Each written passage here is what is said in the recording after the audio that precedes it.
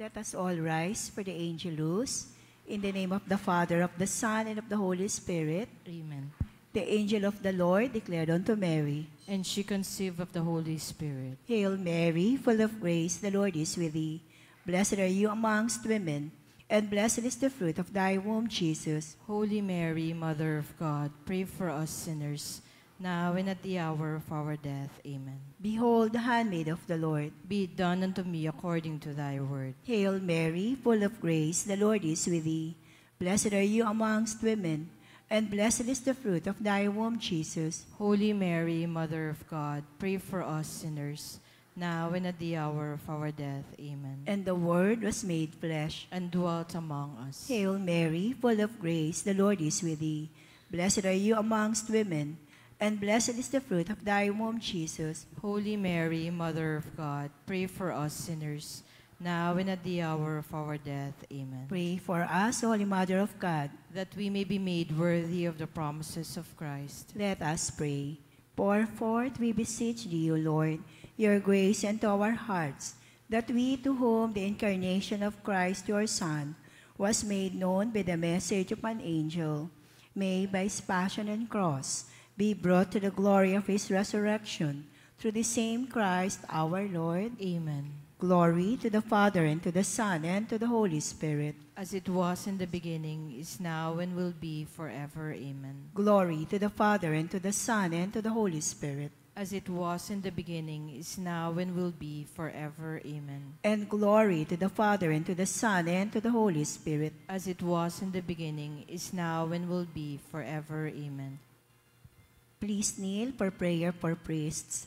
O Almighty Eternal God, look upon the face of your Son, and for love of him who is the eternal High Priest, have pity on your priests. Remember, O most compassionate God, that they are but weak and frail human beings. Stir up in them the grace of their vocation, which is in them by the imposition of the bishop's hands. Keep them close to you, lest the enemy prevail against them, so that they may never do anything, in the slightest degree, unworthy of their sublime vocation. O Jesus, I pray for your faithful and fervent priests, for your unfaithful and tepid priests, for your priests laboring at home or abroad in distant mission fields, for your tempted priests, for the lonely and desolate priests, for your young and elderly priests, for your sick and dying priests, for the souls of your priests in purgatory. But above all, I commend to you the priest dearest to me, the priest who baptized me, the priest who absolved me from my sins, the priest at whose masses I assisted, and who gave me your body and blood in holy communion, the priests who taught and instructed me, or helped and encouraged me, all the priests to whom I am indebted in any way. O Jesus, keep them all close to your heart, and bless them abundantly, in time and eternity. Amen. In the name of the Father, of the Son, and of the Holy Spirit. Amen. Please be seated. To maintain the solemnity of the Eucharistic celebration, may we humbly remind everyone of the following. Do not eat and drink inside the church. Put your mobile phone on silent mode. Refrain from tinkering with your phone, especially during the Mass. Do not let your pets sit on the pews or kneelers. Please attend to your children while the celebration is going on. We ask for your understanding and cooperation in creating a conducive environment for worship and in making the celebration truly meaningful. Thank you.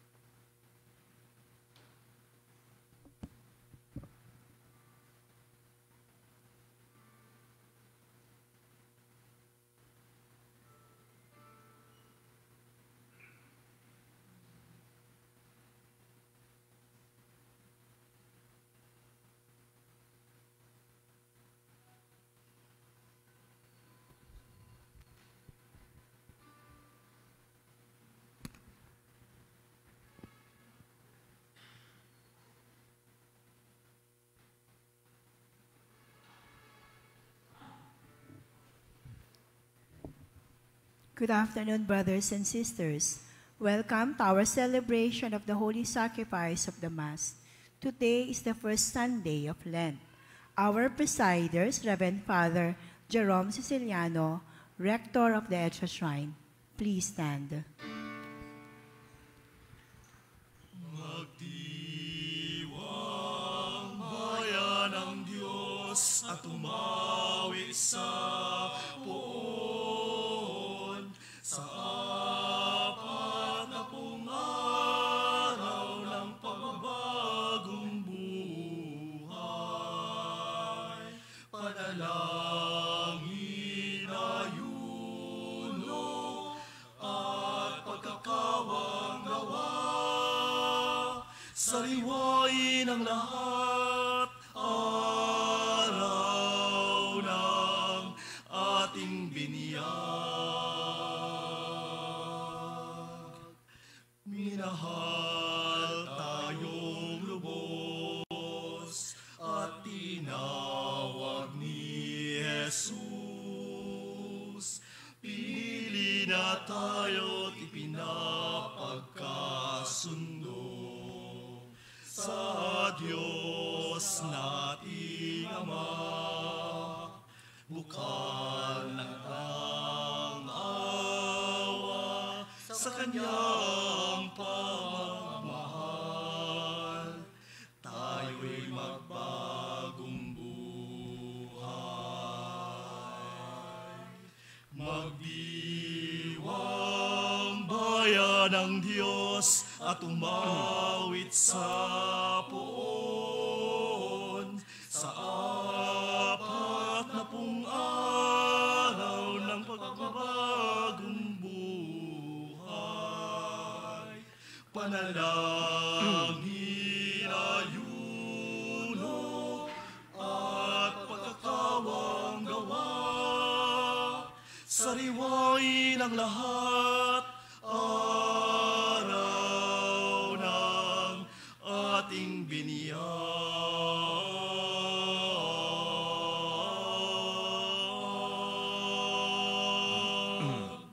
In the name of the Father, and of the Son, and of the Holy Spirit. Amen. Grace and peace from God our Father, the Lord Jesus Christ, and the Holy Spirit be with you all. And with your spirit. In the first Sunday of Lent, we reflect on the temptations that the devil posed on Jesus. And as the Gospel narrates, Jesus was able to overcome the temptations. Today, we pray that God's grace may be given to us so that we may not be led by temptations to commit sin. We pray for our Holy Father, Pope Francis, that the Lord God may give him healing. Let us also include those who are sick. May the Lord God also give them healing. Let us also pray for peace in our families, country, and in the whole world. Let us now prepare ourselves to celebrate the mystery of Christ's love. Let us acknowledge our failures and ask the Lord for pardon and strength.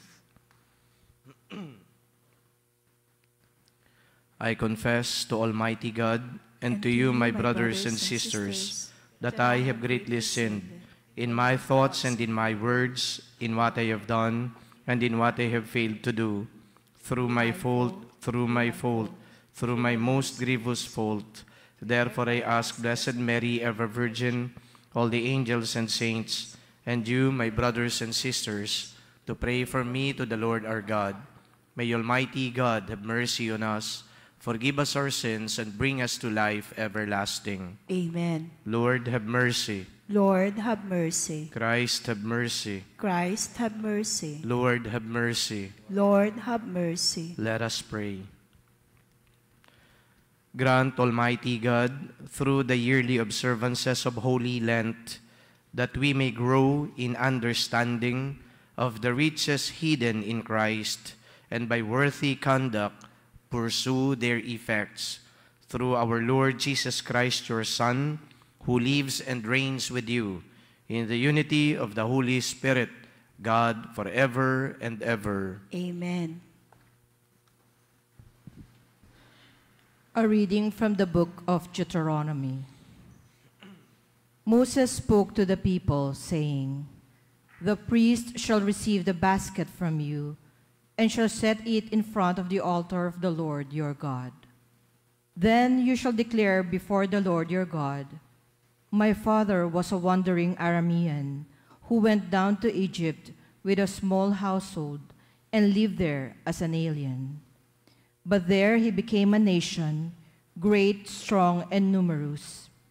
When the Egyptians maltreated and oppressed us, imposing hard labor upon us, we cried to the Lord, the God of our fathers, and he heard our cry and saw our affliction, our toil, and our oppression.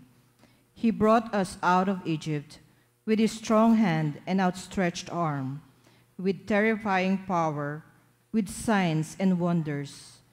And bringing us into this country, he gave us this land flowing with milk and honey. Therefore, I have now brought you the first fruits of the products of the soil, which you, O Lord, have given me. And having set them before the Lord your God, you shall bow down in his presence. The word of the Lord. Thanks be to God.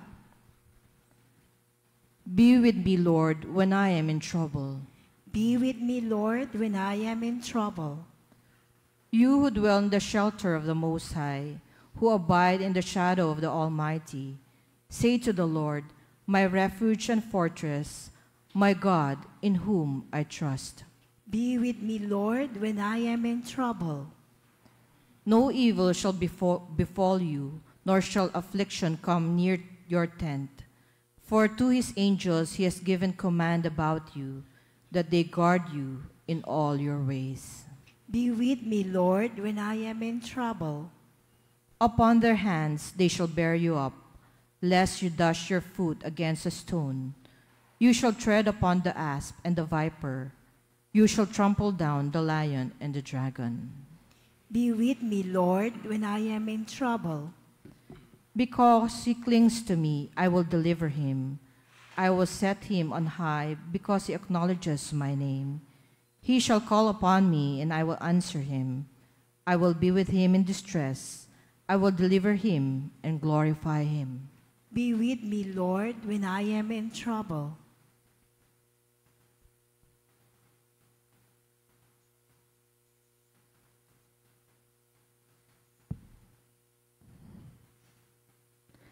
A reading from the letter of St. Paul to the Romans. Brothers and sisters, what does Scripture say? The word is near you, in your mouth and in your heart. That is, the word of faith that we preach.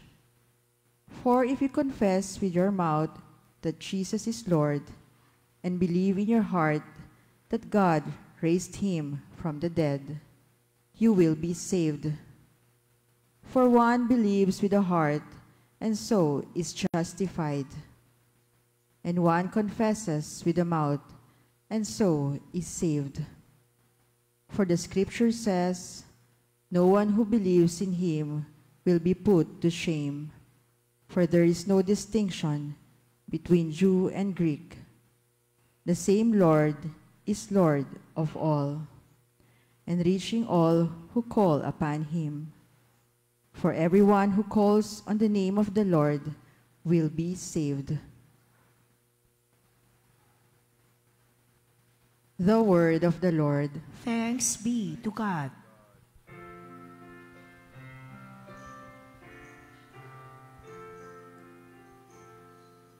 Praise to you, Lord Jesus Christ, King of endless glory. Praise to you, Lord Jesus Christ, King of endless glory. One does not live on bread alone, but on every word that comes forth from the mouth of God.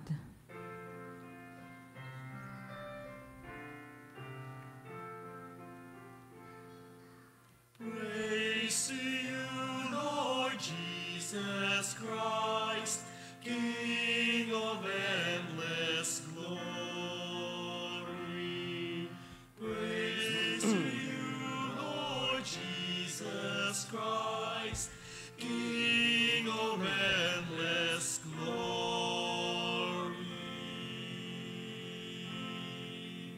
The Lord be with you. And with your A spirit. reading from the Holy Gospel according to St. Luke. Glory to you, O Lord. Filled with the Holy Spirit, Jesus returned from the Jordan and was led by the Spirit into the desert for 40 days to be tempted by the devil. He ate nothing during those days, and when they were over, he was hungry. The devil said to him, "If you are the Son of God, command this stone to become bread." Jesus answered him, "It is written, one does not live on bread alone." Then he took him up and showed him all the kingdoms of the world in an instant. The devil said to him, "I shall give to you all this power and glory, for it has been handed over to me, and I may give it to whomever I wish. All this will be yours if you worship me." Jesus said to him in reply, "It is written, you shall worship the Lord your God, and him alone shall you serve." Then he led him to Jerusalem, made him stand on the parapet of the temple, and said to him, "If you are the Son of God, throw yourself down from here, for it is written, he will command his angels concerning you to guard you, and with their hands they will support you, lest you dash your foot against a stone." Jesus said to him in reply, "It also says, you shall not put the Lord your God to the test." When the devil had finished every temptation, he departed from him for a time. The Gospel of the Lord. Praise to you, Lord Jesus Christ. Welcome po dito sa ating banal na pagdiriwang. Today is the first Sunday of Lent, and usually the first Sunday of Lent is centered on the temptation of Jesus when we celebrate the Eucharist, because the Gospel is all about the temptation of Jesus. Some words about temptation. Temptation in itself is not a sin, but temptation is the one that leads us to commit sin. So in itself, I will repeat, it is not a sin, but it is something that leads us to sin. So beware of temptation, because if we succumb to temptation, that means to say that we commit sin. And sin is a transgression against God. According to Pope Francis, quoting from the Bible, temptation abounds. Temptation is everywhere, and no one is spared from temptation. When you look at me, for example, wearing this robe, a priestly garment, this garment doesn't free me from temptation. Temptations would always parang confront everyone, including priests. In fact, when Saint John Maria Vianney would sit in the confessional for hours, the devil would constantly tempt him. And according to some account, the devil would tempt him because in the confessional, Saint John Maria Vianney would save souls. Ulitin ko, dahil sa confessional, sa pagpapatawad ng kasalanan, si Saint John Maria Vianney ay nakapagsasalba ng mga kaluluwa. Kaya ayaw na ayaw ito ng dyablo. Kaya ang gagawin, itong si Saint John Maria Vianney ay talagang ginugulo ng demonyo. Ngayon, magtatanong kayo, sabi niyo, Father, kanina, yung mga pari din ay hindi spared from temptation. Ang tanong, ikaw, Father, o yung mga pare, ano ba talaga ang matinding temptation sa inyo? Well, number one ho dyan na temptation, alam nyo na. Ano yon? Ano ho yun? Di nyo alam? May nagsabi dito, ano daw? Lalaki na ho ngayon. Live pa naman tayo. No? Hindi ho. Ang number one ho dyan is temptation to power. Temptation to power. Let's not be too specific. Babae, andi dyan lagi ho yan. Ano? In fact, totoo naman yan, na kapag ikaw daw ay nakasuot ng sutana, masalo kang magnet sa paningin ng opposite sex. Yun ang sabi nila. Di ko sinabi yun. but temptation to power. When you are a pastor, for example, leading a particular community, people see you as somewhat powerful. And people will believe you. People will follow you. Ganun lagi. Kaya, yung word na entitlement comes with power. Entitlement comes with power. Diba? Kaya yung mga pare, masyado ding entitled daw. And so Pope Francis would always remind priests not to be entitled. Kasi kapag entitled ka na, you become so self-absorbed. You are not anymore a man for others. You become so concerned with your personal interest. So yan po, temptation to power. And then ano pa kasunod nito? Temptation of money. Kaya may mga pari din na corrupt. Ibig sabihin ng corrupt, yung mga nilalagay ninyo dyan sa collection, baka hindi na pupunta sa mga pastoral programs ng parokya. Baka naman nagagamit nila pansarili. O di kaya kung hindi man pansarili, baka sa kapamilya, kamag-anak. Kung hindi man kamag-anak, ayun na, yung minamahal nila sa buhay. So ito ay katotohanan lamang. Huwag tayong magpatumpik-tumpik, not to put down my brother priests, not to undermine the priesthood, but to state the facts. Para at least, kapag ako naman na nag-reflect ng tungkol sa inyo, hindi nyo sasabihin, si Father one-sided, si Father ay prejudiced sa amin. Kaya inuna ko na yung temptation sa amin, sa inyo naman ngayon. Okay. Ano po ba yung madala sa temptation? Well, number one na temptation dito na nakita natin o napakinggan tungkol sa banal na ebanghelyo, attachment to material things. And I guess, we are all guilty of that. Attachment to material things. So what is wrong with being attached?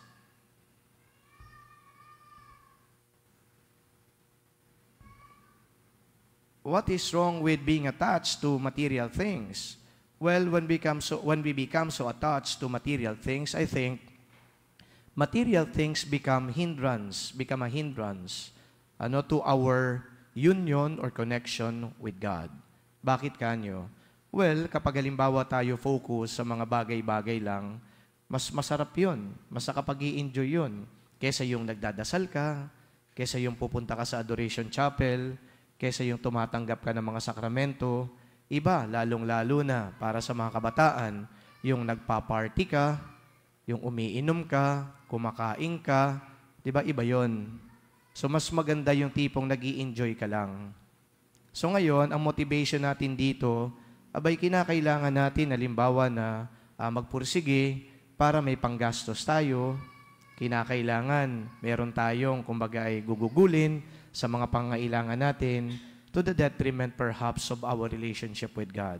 And I think that is so basic. Kaya ang sinabi dito ni Jesus, man does not live on bread alone. And then, He followed it up na tayo ay nabubuhay sa salita ng Diyos. So always bear that in mind.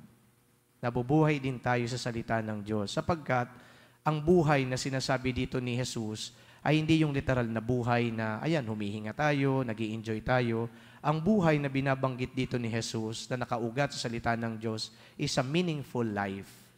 Life doesn't have any meaning if you are detached from God.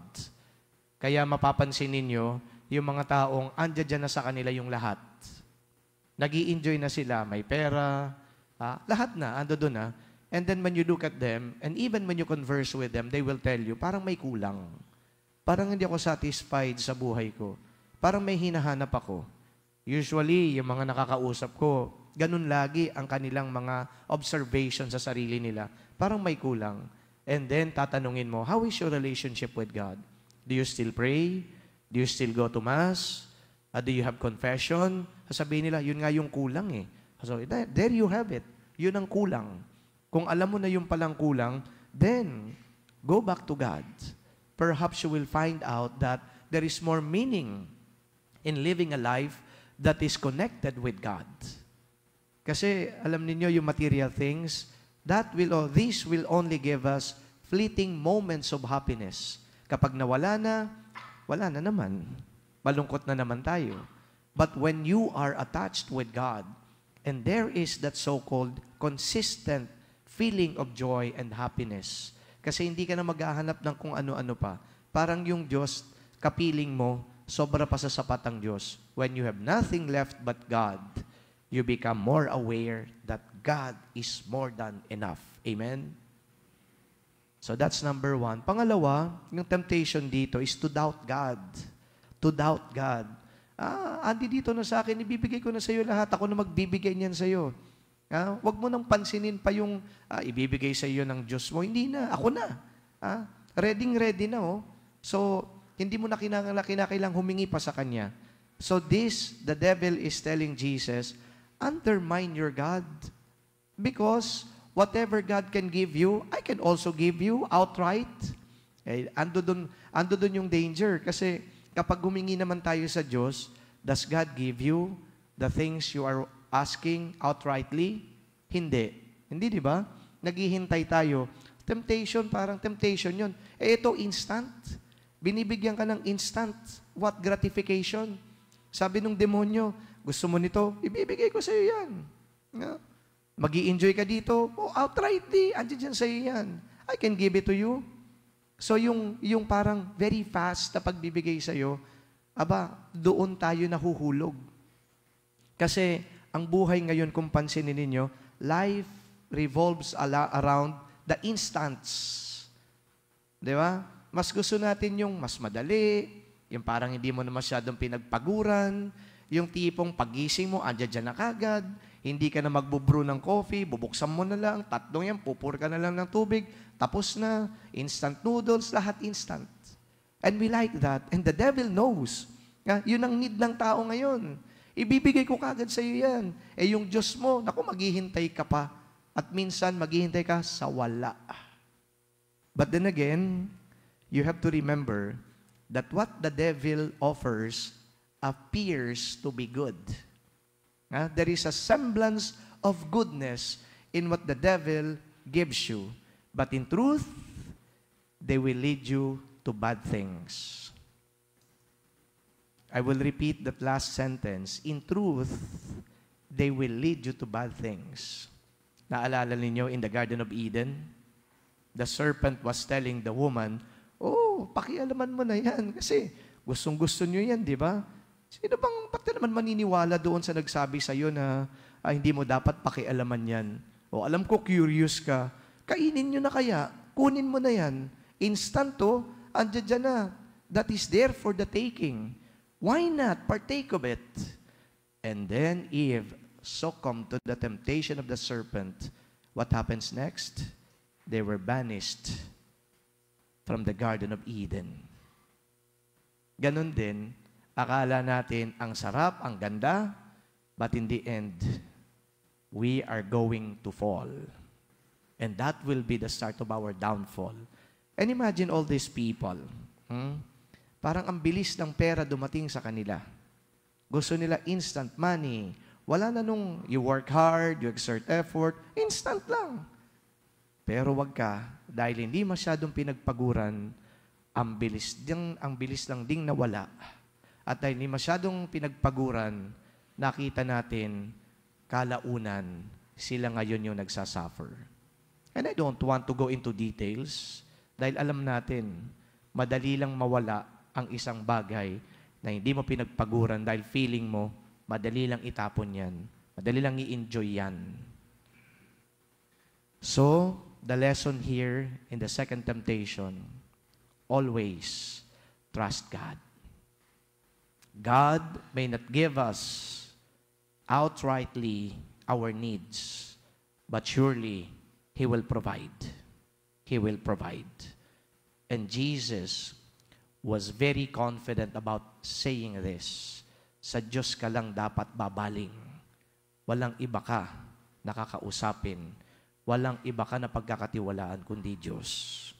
And the third, yung sinabi ko kanina tungkol sa power.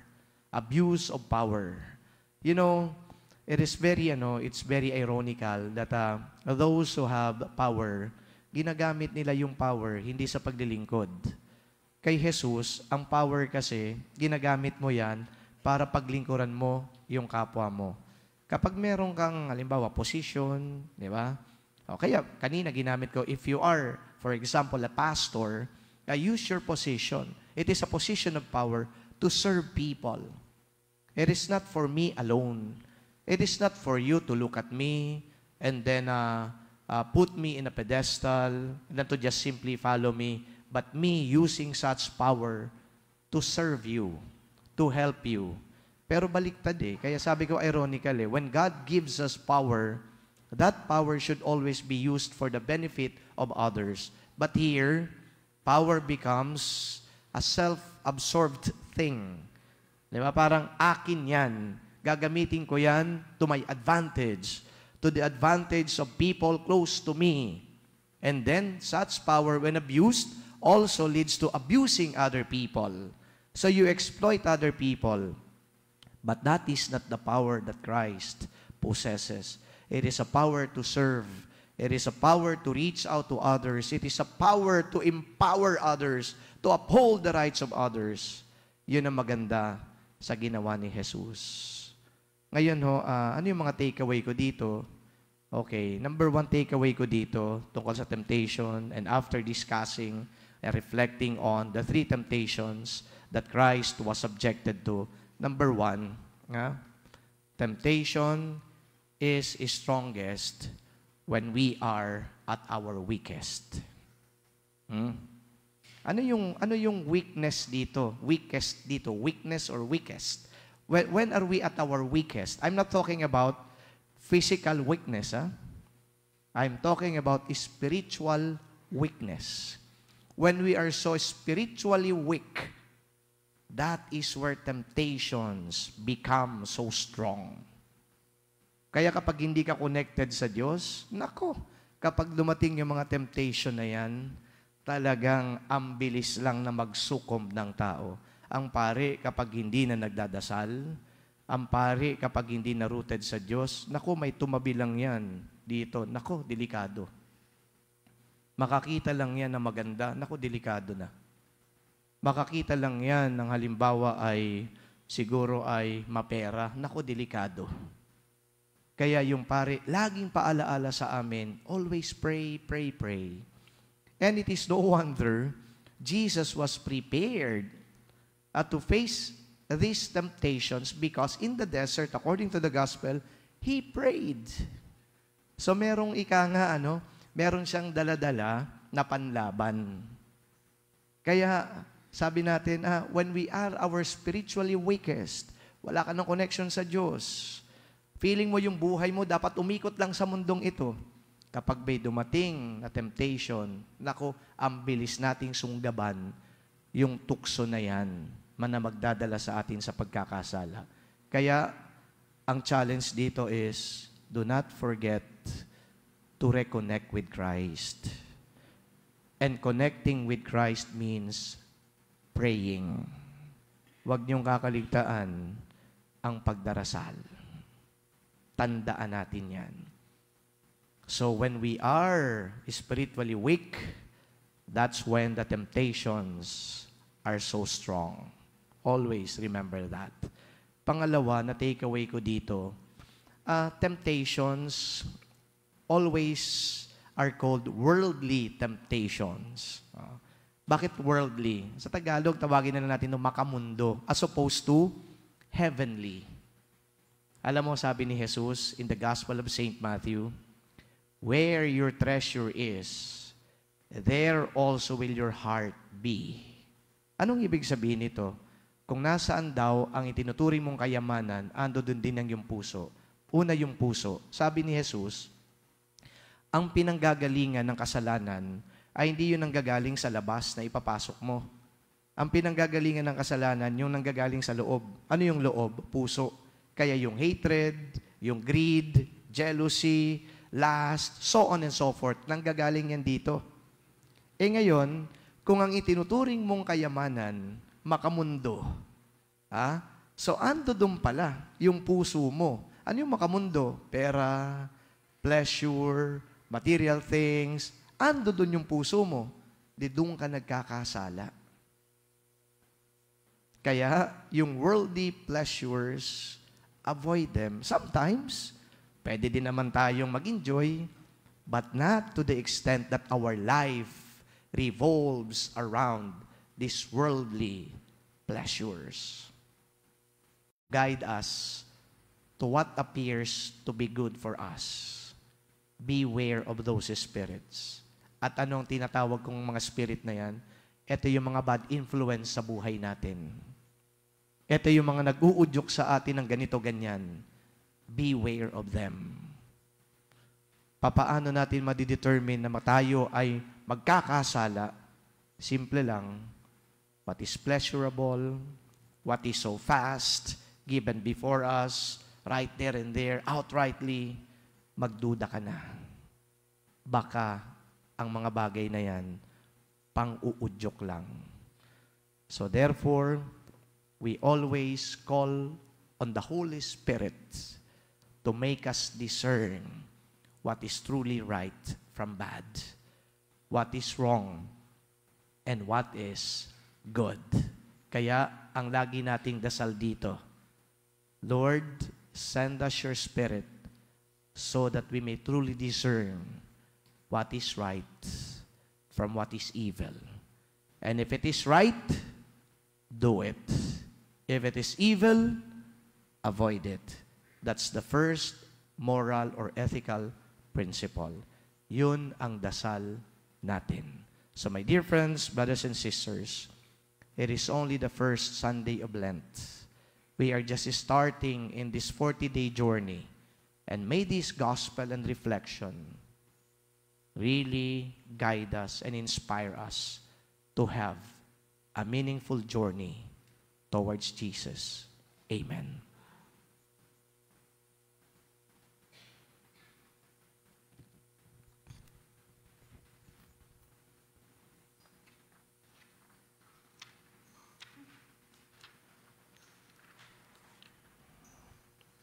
Let us now profess our faith. I believe in God, the Father Almighty, creator of heaven and earth, and in Jesus Christ, his only Son, our Lord, who was conceived by the Holy Spirit, born of the Virgin Mary, suffered under Pontius Pilate, was crucified, died, and was buried. He descended into hell. On the third day he rose again from the dead. He ascended into heaven, and is seated at the right hand of God, the Father Almighty. From there he will come to judge the living and the dead. I believe in the Holy Spirit, the Holy Catholic Church, the communion of saints, the forgiveness of sins, the resurrection of the body, and life everlasting. Amen. Amen. Our life is full of temptations, and sometimes we stumble and fall. In all humility and trust, let us turn to Jesus and ask of him the grace to be as strong and faithful as he was when tempted by the devil. Let our response be, Lord Jesus, hear our prayers. Lord Jesus, hear our prayer. For the universal church, may she remain faithful to her mission of proclaiming and witnessing to the gospel despite the weakness of many of her members. Let us pray. Lord Jesus, hear our prayers. For the Holy Father, our bishop, and all religious leaders, may they continually uphold the spiritual values in the face of constant attacks from materialism, hedonism, and consumerism. Let us pray. Lord Jesus, hear our prayers. For all our health workers who assist the victims of the pandemic, may they persevere in their professional commitment and instill hope in days of productive activities. Let us pray. Lord Jesus, hear our prayers. For all the members of our community, especially those whose families are affected negatively of the pandemic, may the Lord be always their greatest friend and consolation. Let us pray. Lord Jesus, hear our prayers. For all broken families, that they might discover the cure for their wounds through forgiveness, rediscovering each other's gifts, even in their differences. Let us pray. Lord Jesus, hear our prayers. Let us pray in silence for personal intentions. Let us also include in our prayers all the intentions offered in this Mass. We pray. Lord Jesus, hear our prayers. Lord Jesus, source of our hope and salvation, keep us ever faithful to you in all the trials and temptations of life, that we may share in your victory, you who live and conquer forever and ever. Amen.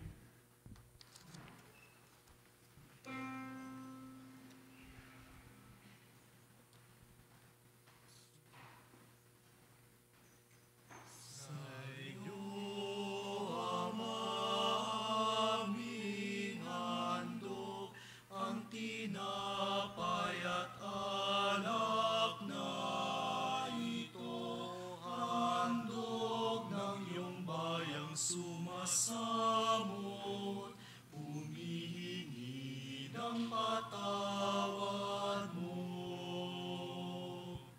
Sa pagsunod sa utos mo, nalulugod akong labis, di masukat ang galak ko, pagkat aking iniibig.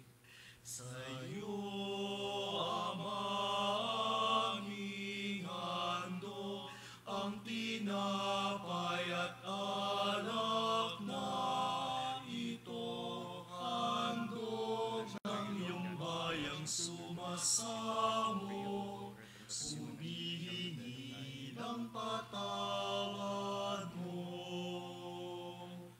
Sa iyo, Ama, aming handog, ang tinapay at alak na ito, handog ng iyong bayang sumasamot, humihingi ng patawad mo.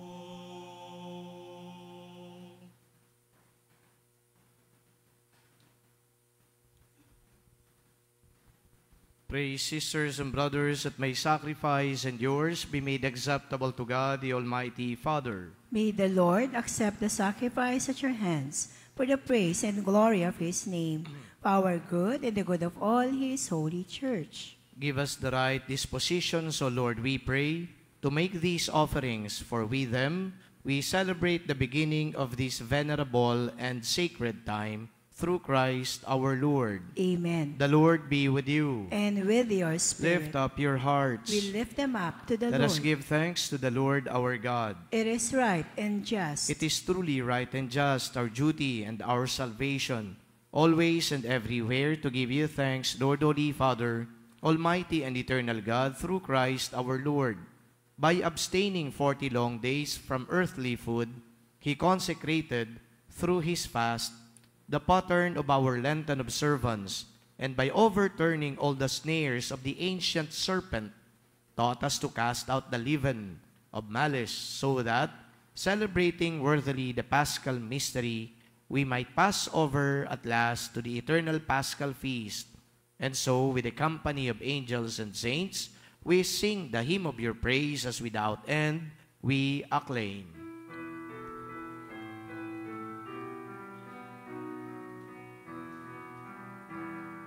Santo, Santo, Santo, Panginoong Diyos ng mga hukbo, napupuno ang langit at lupa na kadakilaan mo. Hosana sa kaitaasan, pinagpalang na paririto sa ngalan ng Panginoon. Hosana sa kaitaasan.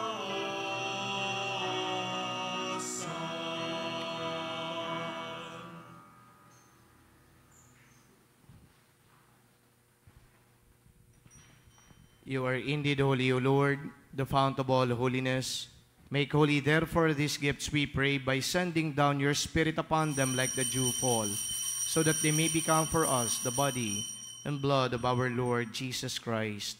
At that time he was betrayed and entered willingly into his passion. He took bread and giving thanks, broke it, and gave it to his disciples, saying, Take this, all of you, and eat of it, for this is my body, which will be given up for you.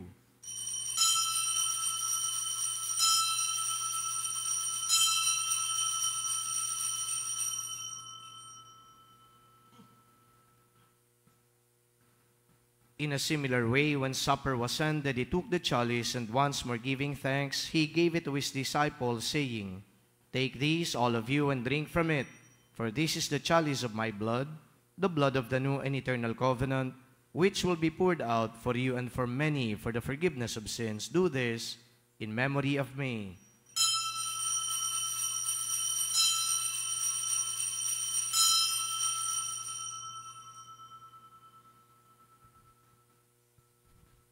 The mystery of faith.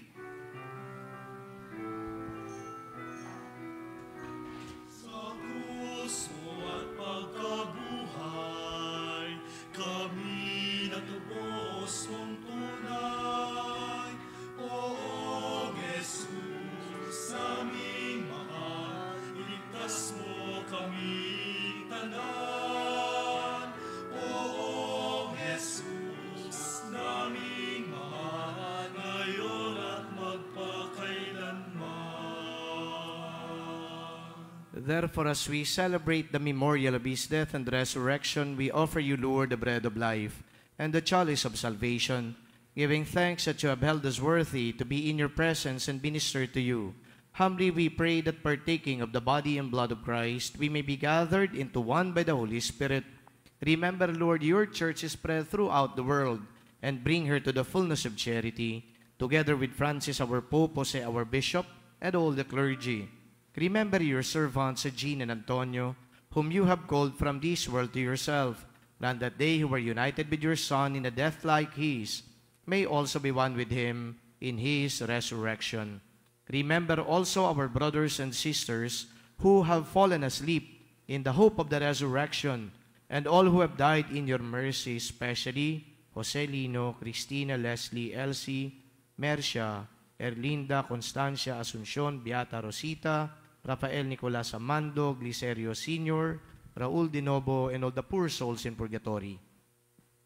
Welcome them into the light of your face. Have mercy on us all, we pray, that with the Blessed Virgin Mary, Mother of God, with Blessed Joseph, her spouse, with the blessed apostles, and all the saints who have pleased you throughout the ages, we may merit to be co-heirs to eternal life, and may praise and glorify you through your Son, Jesus Christ.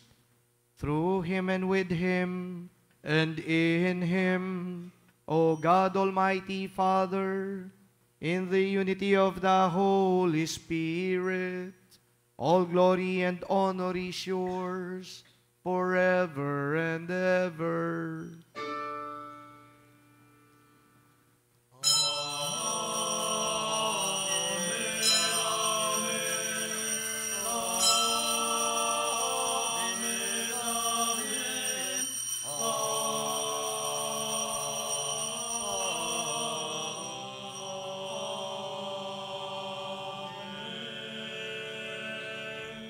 Jesus taught us to call God our Father, and so we have the courage to pray.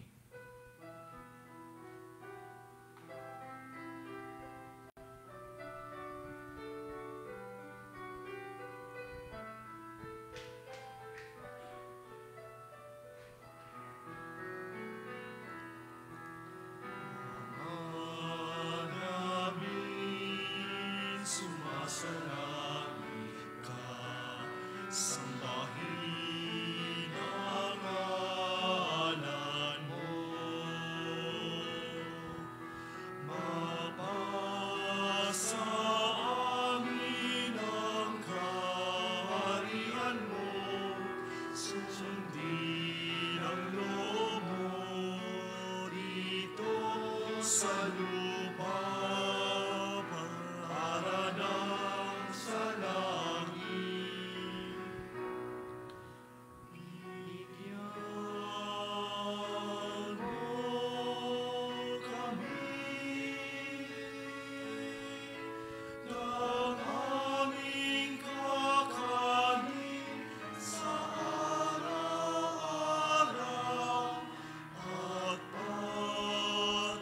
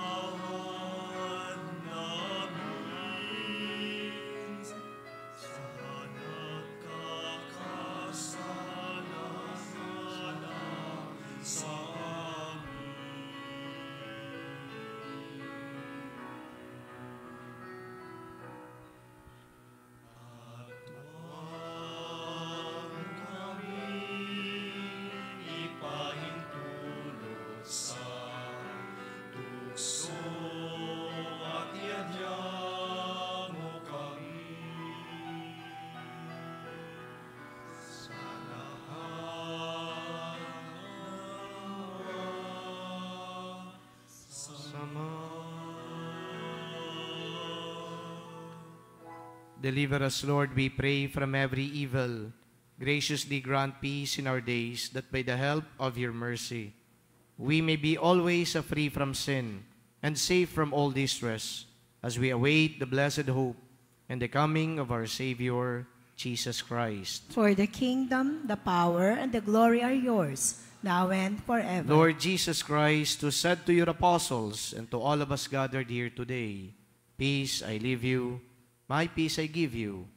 Look not on our sins, but on the faith of your church, and graciously grant her peace and unity, in accordance with your will, who live and reign forever and ever. Amen. The peace of the Lord be always with you. And with your We spirit. share now with one another the peace of Christ. Peace be with you all.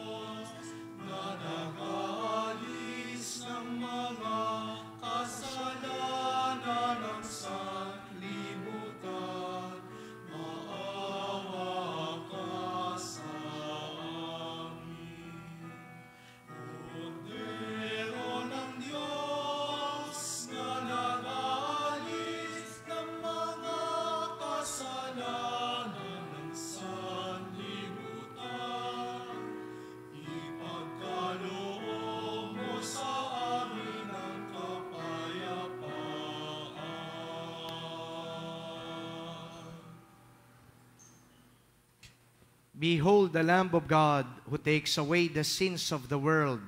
Happy are we who are invited in this meal. Lord, I am not worthy that you should enter under my roof, but only say the word, and my soul shall be healed.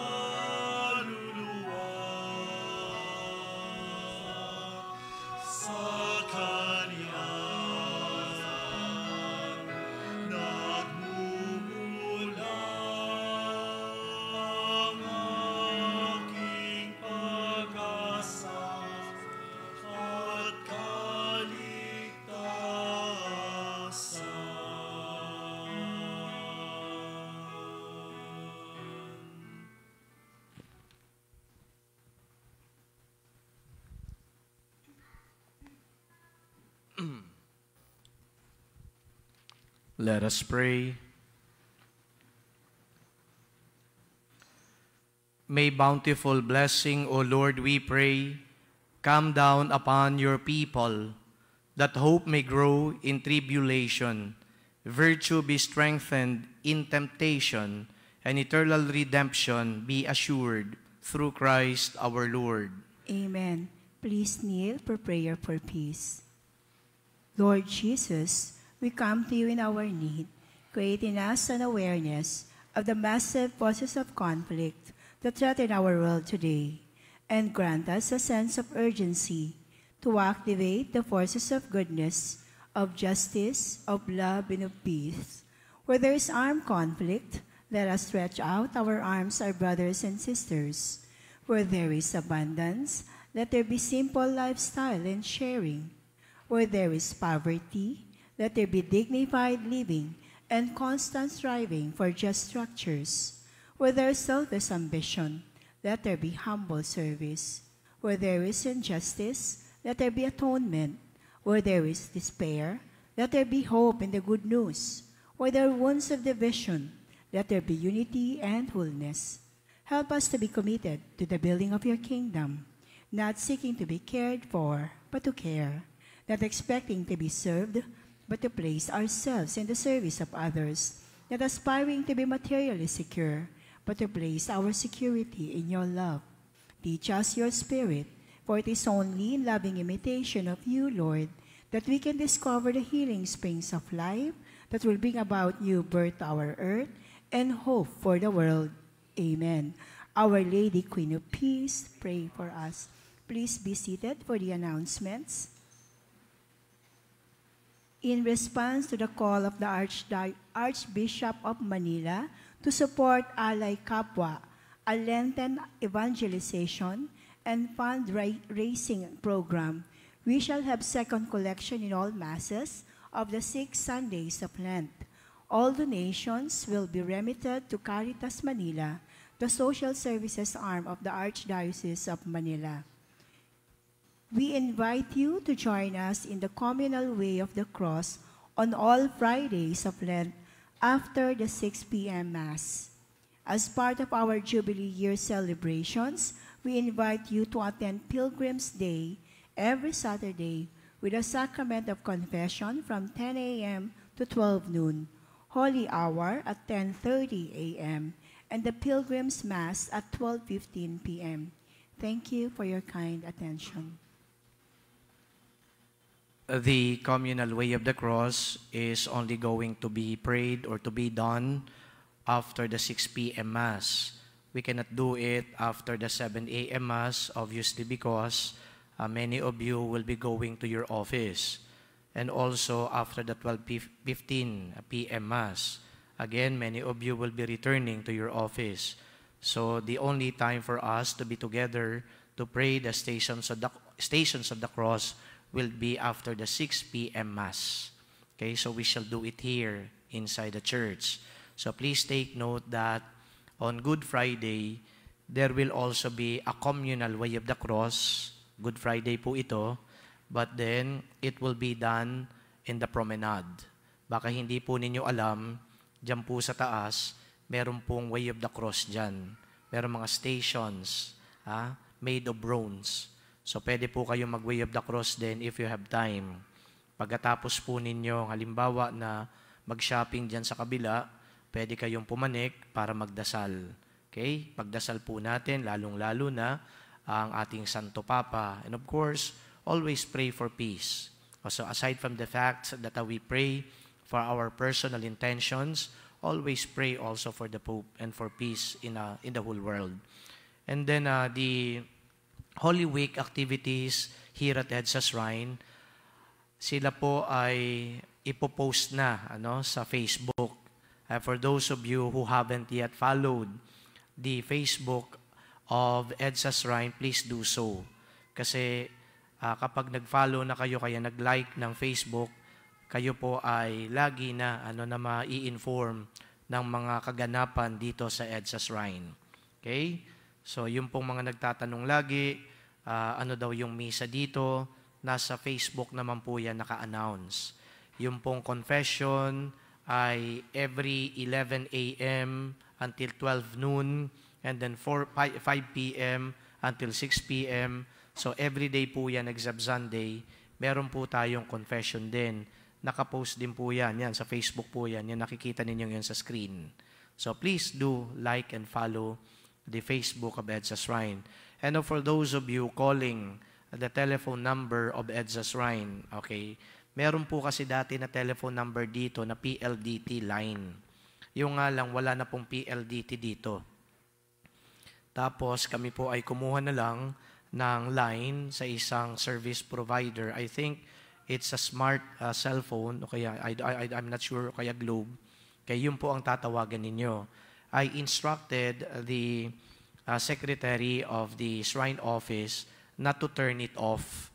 Kasi meron akong nababasa sa messenger na pag tinatawagan daw nila yung number ay hindi ma-reach.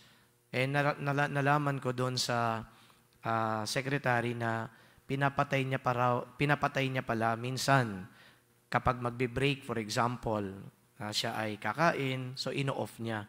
Sabi ko, please always turn it on. Dapat consistently yan ay naka-switch on. May sumagot man o wala, kung wala ka man dyan, walang sasagot, at least nagri-ring. Because if it is turned off, people will get the impression that that number is not operational. Okay? So ngayon ganun na ho ang ginagawa niya. Nakapost din po yan doon sa FB. So we don't have anymore the PLDT line. Matagal na. In-announce naman po namin yan matagal na rin na yung pong Globe line, yun na po yung talagang number na tatawagan po ninyo. So for those of you who might be transacting at the Shrine Office, please take note of the number posted in FB. Okay? Please stand. The Lord be with you. And with your spirit. Bow your heads for the blessing. May bountiful blessing, O Lord, we pray, come down upon your people, that hope may grow in tribulation, virtue be strengthened in temptation, and eternal redemption be assured through Christ our Lord. Amen. May the Almighty and loving God bless you, the Father, the Son, and the Holy Spirit. Amen. The Mass has been offered. Go in peace to love and serve the Lord. Thanks be to God.